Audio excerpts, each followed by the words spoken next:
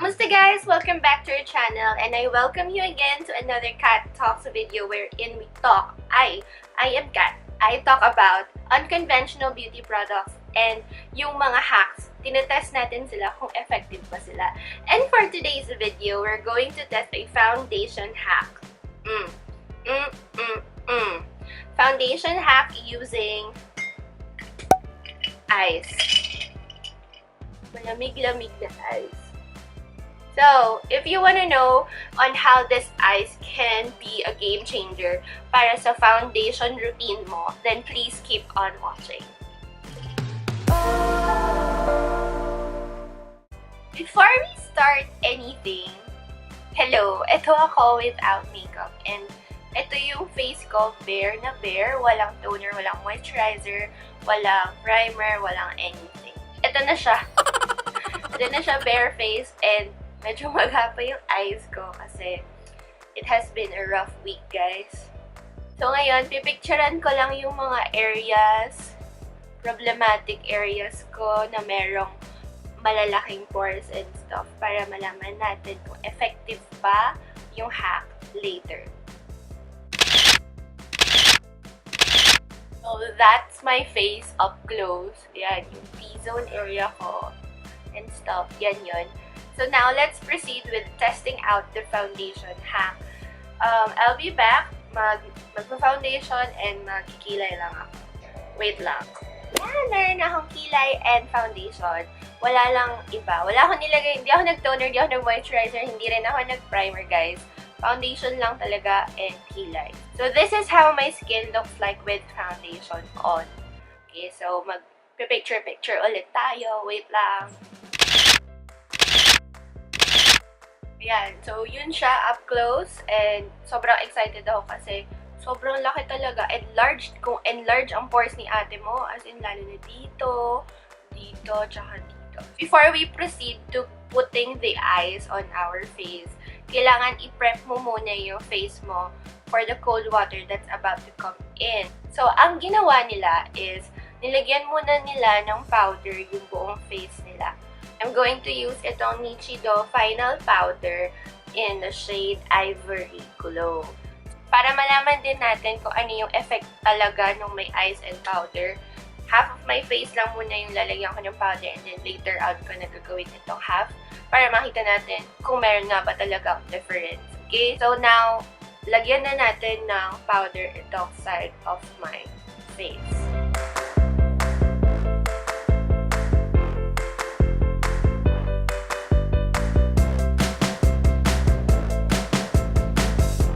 Yung iba-brush off, ha?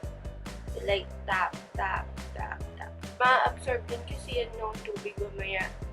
Ang lamig nun. So, please protect your skin from the burn. Woo! So, ngayon na mukha na siyang pulboron. Kunin na natin yung eyes and let's do it. Ayan, ito na yung eyes.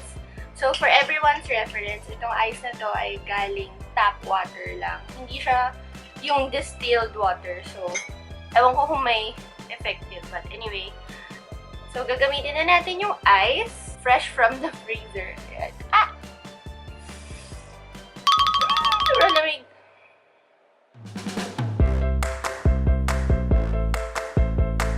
Sobrang lamig.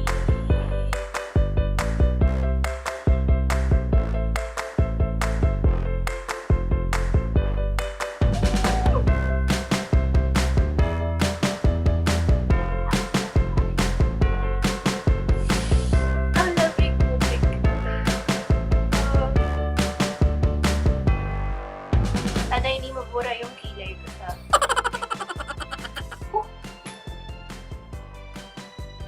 We're going to let it air dry muna.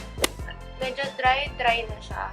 O mga 80% dry na siya. Medyo moist lang ng kaunti. Ang sarap ng feeling sa skin kasi nga malamig. And talagang nagsara yung pores ko. Pinabaan ko lang yung brightness para makita natin lahat. Oh my God. Nagsara yung pores ko. And napapansin nyo, nagka-dry siya. And lumalabas yung powder na nilagay natin kanina. Kasi nagda-dry na siya. Ayan. Pero, girl, sobrang walang pores dito. Tapos ito, tad-tad ng pores. Oh my goodness. Clean mo muna yung brush mo and then brush it off. Stop na lang tayo para makita niyo. Okay. Dito pa lang. Yung pores ko dito nakikita niyo. Yan, one.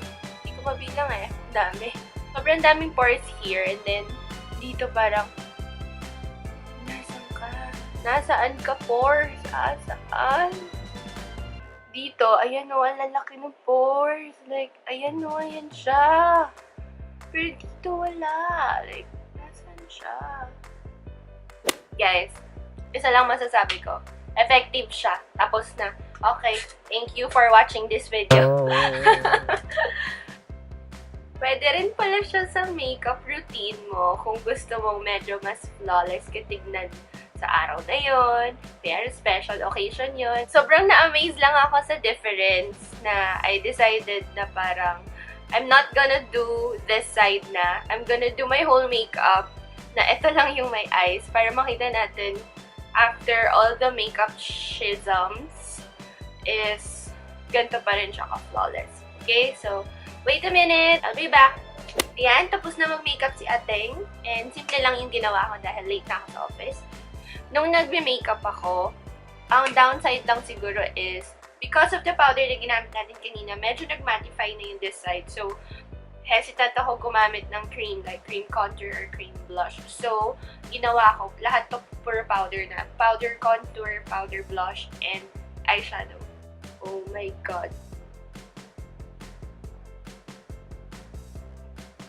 Girl, sobrang ganda.